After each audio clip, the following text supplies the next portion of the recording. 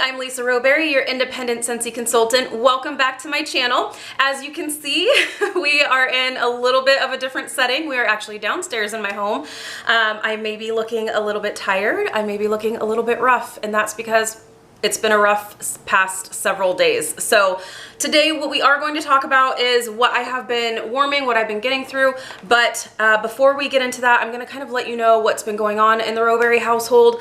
If you are only interested in knowing what I've been getting through and all the fun stuff, I will put in the description box where you can fast forward to get through all of this real life stuff. So kind of what has been going on. If you are a part of my Facebook group or if you are following me on Instagram, you may see that I've got some issues going on with my pups, Deuce in specific. I'm really gonna try not to cry.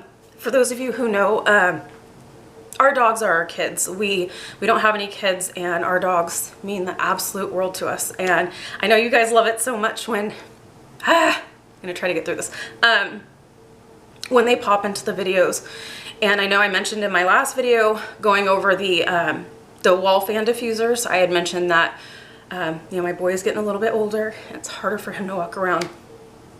So kind of figured I'd let you know even more about what's going on. So Deuce, he is the loud one. He's the one that likes to come in to the room screaming at me a lot of times. He's very ornery and very vocal, and I love him so much. He's a German Shepherd. He is 11 years old, 130 pounds. Well, he'll be 11 in February. He's 130 pounds, so he's a big boy. For the past several months, he has been battling with some neurological issues, which kind of control his mobility of his limbs, his overall mobility. And it is controlled with medication. He's on gabapentin as well as a painkiller. And with the gabapentin, he's able to move around a little bit easier. So that's been working great. This last Friday, my husband took him to the vet because he's got this little situation happening on his snout, this little like skin issue. So my husband took him to the vet, and with getting out of the truck, it almost seemed like as if there was an injury, as if there was a broken leg, a broken hip, something of that sort, but it didn't really seem to be hurting him. He just couldn't put any weight on it, and he was knuckling over. That's the big thing that's been happening with him with this neurological issue, is he knuckles over, which means he steps on the top part of his paw rather than on the pads. So, but he couldn't put any weight on it, and he was knuckling over very severely. And we took him back to the vet on Saturday just to make sure, is his hip broken? Is his leg broken? What's going on? And it was nothing. We brought him back on Monday to have the skin biopsied on his snout and have full gamut of x-rays and tests and just everything done. You guys, these dogs are my kids. They mean the absolute world to me, and I can't even like try to think about how life is going to be without him at some point. I can't. So we're just doing everything we can to work through this and just make him as comfortable as possible. So anyways, long story short, he doesn't have anything broken. We're thinking that this is a part of the neurological issue just progressing, and we don't have the biopsy back from his skin situation. The vet may think it may be skin cancer. Had no idea dogs could have skin cancer. It's a thing. So hoping that that comes back, that it's not skin cancer and just some other issue that is treatable, and that we can try to keep him as comfortable as possible. But he is essentially not able to use his back legs whatsoever. So my old 130 pound boy needs complete assistance getting around. So we are now living downstairs. I don't know if you can even see in the background. He's at my feet.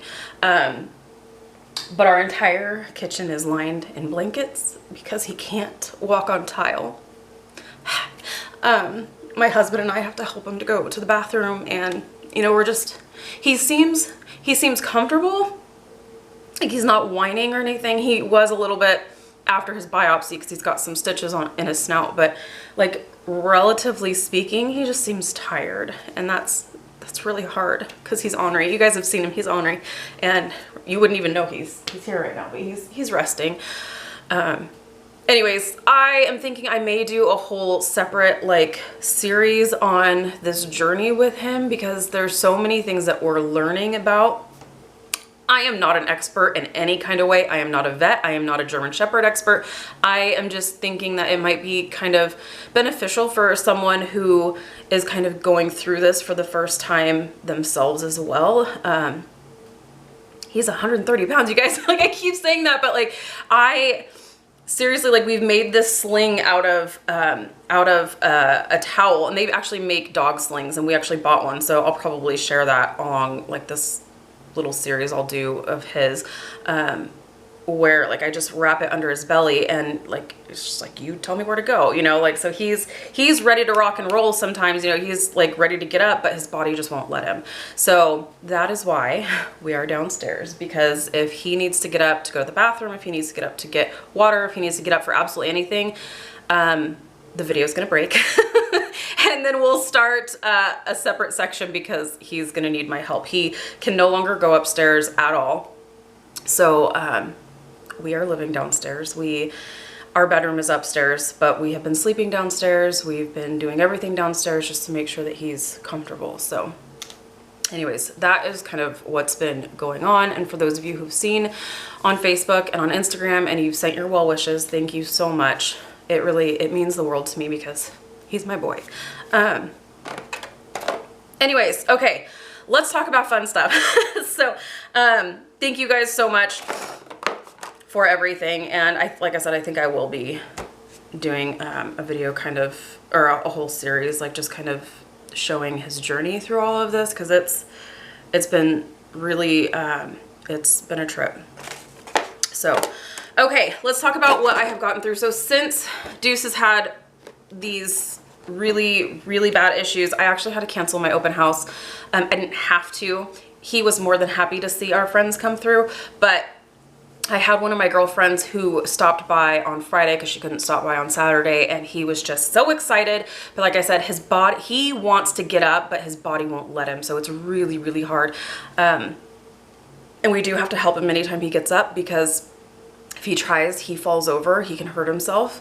So it was just a better idea to just reschedule it entirely. So we'll just kind of wait and see. I may schedule it into October. I may reschedule it for a completely different date. I'm honestly just kind of taking things one day at a time at this point.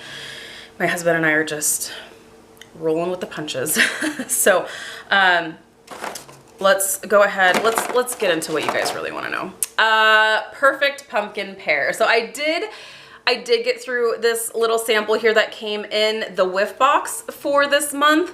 And I know you guys were so funny. You're like, really? Your reaction was something. Yeah, I think what it is, so when it was in the packaging, because it's still super hot here in California, it is starting to cool down a little bit, but they packaged it in the Mylar pouch with the cooling pack, along with caramel apple craze, along with fiddle leaf fig, and then this is perfect pumpkin pear. I think it was starting to leach the other fragrances or something. I don't know what it was, but as soon as I took it out of the pouch, it smelled like barf to me. If you didn't see that video and you want a little laugh, I will link it down below. You should check it out. But once it sat out, again, and I was talking to some of my friends about it, I was like, you know what, I do need to warm this. Let's just see. And I remember like taking it out and I was like, this actually, it doesn't smell terrible. I was like, it doesn't smell like barf. Let's put, it doesn't smell like barf. Was I a little dramatic? Maybe, but I do honestly think that the way it was packaged and with those other very distinguished, very specific, very different, that's what I'm trying to look for, very different scents. I think it just was not, it was not a good situation. So once it was separated and out of the pouch, it was better. It's still not what I was wanting and what I was hoping for. This to me does not smell like pumpkin or pear, maybe slightly pumpkin, but it's really more, when I warmed it, And here's the thing, I actually warmed it. I warmed it all the way through. Like, I did not waste it. You guys know if there is a scent that I can't do, I am not too shy to just waste the wax. I know that's horrible, but if I can't stand it, I'm not gonna force myself to gag through the wax. I'm not doing it. But this, it smelled fine. It's honestly smelled like a fall potpourri. And I still agree with that. It smelled like a fall kind of potpourri, kind of floral, kind of fall spices. It's not my favorite. Will I be adding this to my Scentsy Club? No. But I actually have quite a few friends who did get the whiff box and they're like, actually, I didn't mind it. I'm like, good. I'm actually really glad. I'm glad you don't smell barf, because that means there's gonna be other people out there who love it. And like I said, I warmed it. I didn't hate it. It's not my cup of tea. It's not what I was hoping for, but I think it is probably gonna be nice for those of you who like kind of potpourri type smells.